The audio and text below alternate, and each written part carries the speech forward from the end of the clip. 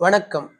இந்த சீரீஸ்ல இன்றைக்கு நாம் he, she, it, this, that என்ற இங்கிலீஷ் வார்த்தைகளுக்கு இணையான தமிழ் வார்த்தைகளை படிப்போம். ஹி என்றால் இவன், அவன், இவர், அவர், இவங்க, அவங்க என்ற வார்த்தைகள் இணையாகும். இப்பொழுது ஷி என்ற வார்த்தை பார்ப்போம். ஷி என்ற வார்த்தைக்கு இவள், அவள், இவங்க, அவங்க என்ற வார்த்தைகள் கூட இணையாகும். இப்பொழுது இட். இட் என்றால் இது, அது, இதை, அதை என்ற வார்த்தைகள் இணையாகும்.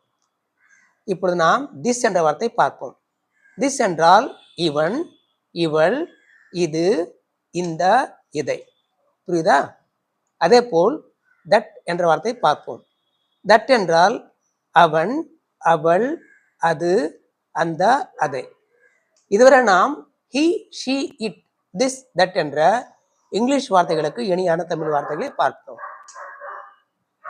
இந்த வார்த்தைகளை உபயோகிக்கும் போது எப்படி இத்தனை அர்த்தங்கள் வருமோ என்ற விஷயத்தை வாக்கியங்கள் அமைக்கும் போது நான் விவரமாக சொல்ல போகிறேன். அடுத்த சீரீஸ்ல பார்ப்போம்.